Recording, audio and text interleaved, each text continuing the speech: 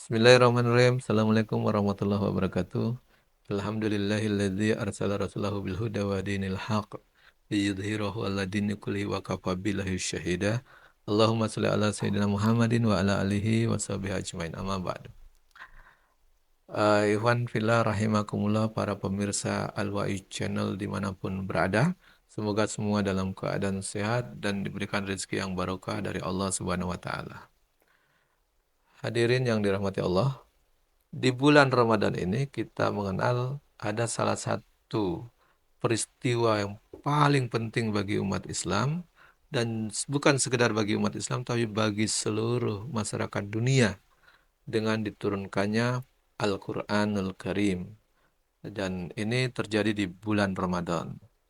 Dan kita tahu bahwa Al-Quran adalah panduan hidup bagi seorang muslim, dan ukuran keimanan seorang muslim salah satunya diukur apakah dia beramal dengan Al-Quran atau tidak. Dan itu juga diukur sebagai suatu ketakwaan, apakah kita itu termasuk hamba yang bertakwa atau tidak, diukur dari mau menjalankan, mengamalkan, menegakkan hukum-hukum dalam Al-Quran atau tidak. Hadirin para pemirsa Al-Wa'id Channel dimanapun berada, bahwa dalam Al-Quran kita kenal turun di bulan Ramadan, dan digunakan selama ini. Ada orang yang menganggap keliru dalam memandangnya. Dianggap Al-Quran itu diturunkan kepada umat Islam. Itu adalah pandangan yang tidak tepat, karena Al-Quran diturunkan kepada seluruh umat manusia. Jadi Islam ini diturunkan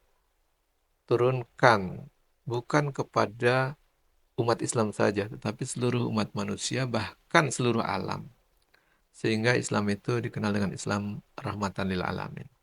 Islam bisa menjadi rahmat bagi semesta alam kalau Islam digunakan untuk mengatur, menata kehidupan manusia di dalam berbagai aspek kehidupan.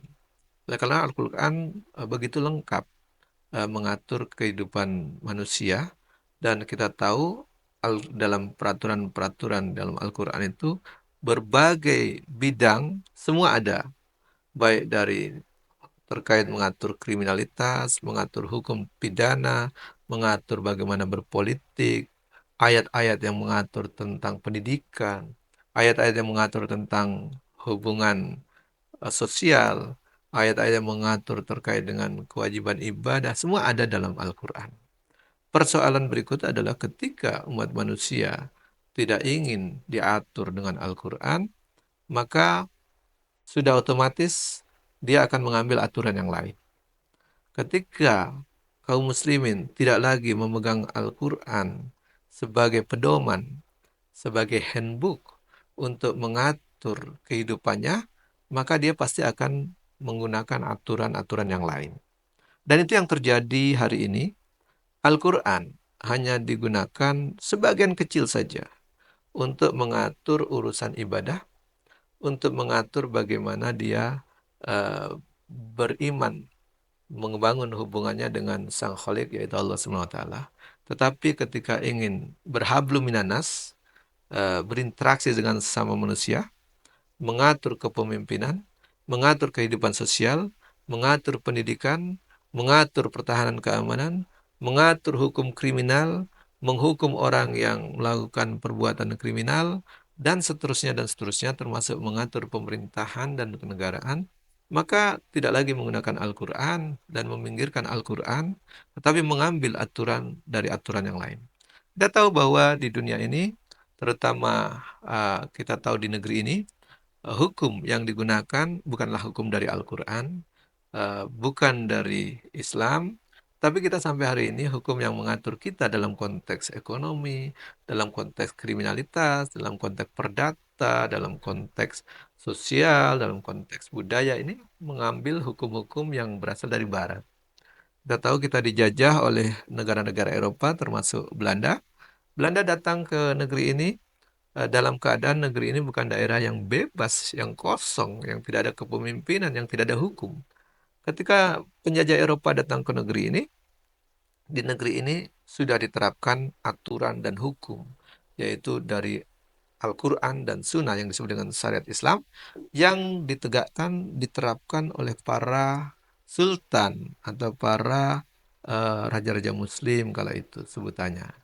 Dan kita tahu mereka punya hubungan yang erat dengan kekhilafahan Islam di Turki Utsmaniyah maupun dengan hubungan negeri-negeri Islam lainnya di negeri ini. Sehingga ketika Belanda datang, bukan daerah kosong, tetapi sudah ada hukum-hukum tadi.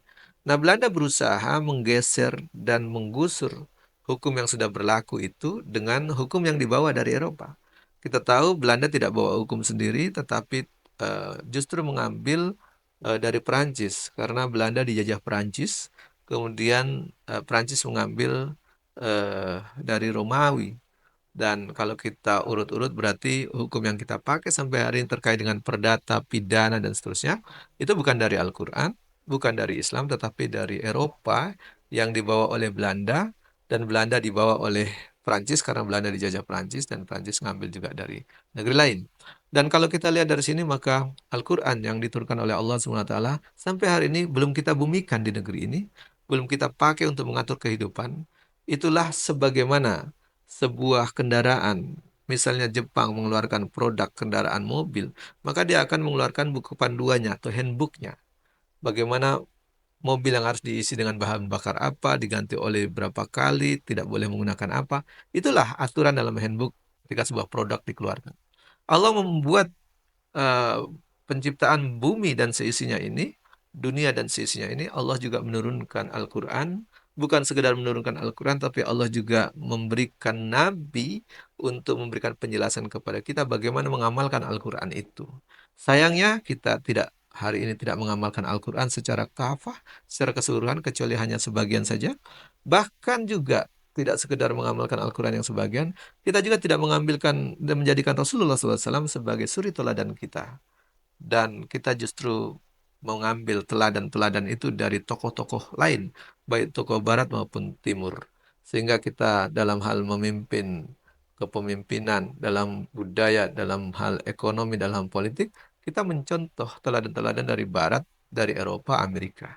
Tidak lagi mengambil contoh dari Rasulullah Muhammad SAW, dari para khalifah, dan para sahabat. Padahal Rasulullah SAW berpesan kepada kita dalam urusan kepemimpinan dan urusan hukum dan lainnya, bahwa Rasul suruh kita mengambil dari sunnahnya. Rasul ingatkan, alaikum bisunati wa sunnatil khulafair rasyidin al-mahdiyin. Jadi ambillah sunnahku, kata Nabi, dan sunnah para khulafaur rasyidin. Hari ini kita tidak mengambil sunnah dari Rasulullah dalam praktek sebagian besar kenegaraan kita, kepemimpinan kita, dan sosial kita. Juga tidak mengambil contoh dan teladan dari para khalifah setelah Rasulullah SAW, para khulafaur rasyidin al-mahdiyin itu. Oleh karenanya kita hari ini berada dalam negeri yang ada Al-Quran tapi tidak diterapkan, tidak ditegakkan aturan-aturannya. Juga ada Nabi yang sudah memberikan contoh tapi kita tidak jadikan teladan. Juga ada para khulafaur rasyidin yang semestinya kita jadikan teladan tetapi kita tidak ambil juga.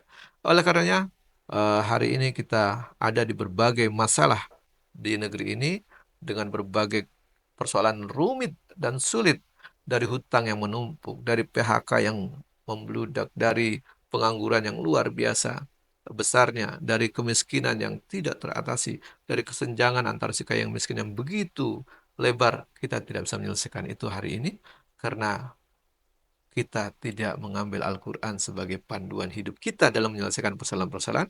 Yang kedua, tidak menjadikan Rasulullah SAW sebagai suri teladan yang kita ikuti bagaimana mengamalkan Al-Quran dan menyelesaikan persoalan-persoalan itu. Padahal Rasulullah SAW itu adalah sebaik-baik teladan bagi kita sebagai manusia kalau ingin mengambil teladan. Allah Subhanahu wa taala menegaskan, laqad kana lakum fi Rasulillahi uswatun hasanah. Tetapi justru kebanyakan pemimpin-pemimpin kita justru mengambil teladan bukan dari Rasulullah SAW dan silo dengan teladan dari tokoh-tokoh Barat dan tokoh Timur lainnya. Mungkin ini yang dapat kami sampaikan. Semoga kita kembali menjadikan Al-Quran sebagai pegangan hidup kita, panduan hidup kita, dan peraturan-peraturan yang di hidup kita untuk diamalkan sebagai problem solver, menyelesaikan persoalan-persoalan kita, dan menjadikan Rasulullah SAW sebagai teladan dan juga para khulafaur rasyidin sebagai teladan kita. Mungkin ini yang dapat saya sampaikan. Kurang lebihnya mohon maaf. Billahi taufiq wal hidayah. Wassalamualaikum warahmatullahi wabarakatuh.